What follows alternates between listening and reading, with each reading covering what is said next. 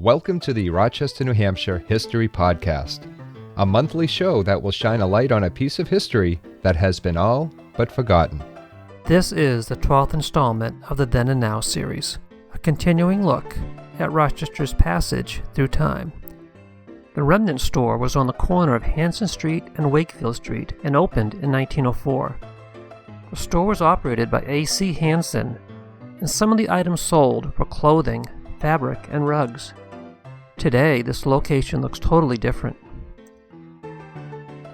The railroad came to Rochester in the 1840s and helped the city grow by providing produce, building materials, and access to markets. This picture is of a train traveling down Signal Street. At this spot today, which is near the Dynasty Chinese restaurant, the train tracks are gone. XII Bottling Company was a long-time Rochester business that was established in 1890. Do you remember Jick Jack and Clico Club sodas? On Lowell Street was a XII bottling plant. In more recent times, this building was used as a pool supply business.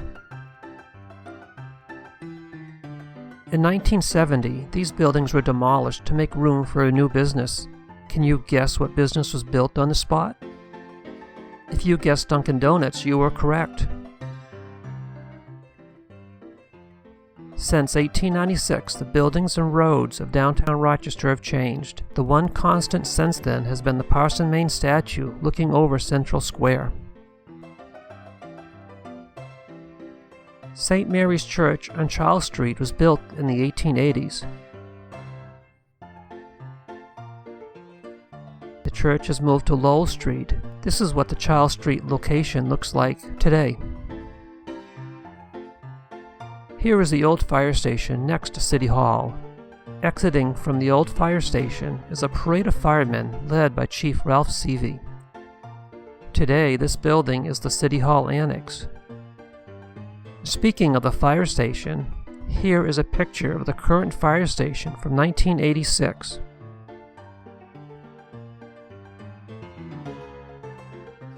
It's 1959 and the Rochester Trust Company is open. Custodian Ernest Dubois is at the front door with a smile and a greeting. Now the front door does not look as inviting as it did in the 1950s. At the intersection of Wakefield and Union Street was a grand-looking house. Today on the spot is a deserted building that most recently was the Ben Franklin Craft Store. It's the early 1970s and a parade is marching outside City Hall. Look at the sign advertising free parking and restrooms, and there's a giant chimney in the background. Today, the signs and the chimney are gone. The Stratford County YMCA once owned and operated the ice arena. Today, this building is run and operated by the Rochester Recreation and Arena. In 1916, a movie theater opened on North Main Street. It was named the Colonial Theater and went out of business in the 1940s. Today, this section of downtown shows no evidence that moviegoers once gathered here to watch films from the golden age of Hollywood. Speaking of the Colonial Theater, in 1972, a fire destroyed the building that housed the theater. And this is what it looks like today. In the 1990s, the old Mayberry Shoe Factory in South Main Street was torn down. Here are the bricks and the debris from the building. Today, this location shows no evidence that a large shoe factory once resided on this spot. The Plaza Restaurant opened in the 1930s by brothers Peter and Anthony Rays. It was located downtown next to Ainsley's drugstore. Today, if you view this location, the building that housed the restaurant is gone. Look at all the old cars and people sitting at the base of the Parson Main statue.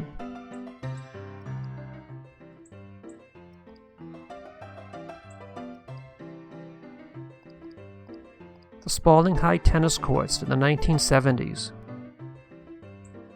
Now this location is a parking lot with a Votech building in the background. It's still the 1970s and we're still next to Spalding High School, with a different view of the tennis courts. Note the tree on the left. Look how big the tree is now.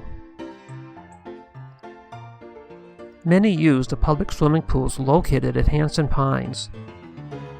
This picture is of the construction of the pool buildings in 1999, and here is a current picture of the same building. Next to the Hansen Pine pools are the public basketball courts. This is the construction of the courts, and this is what it looks like now.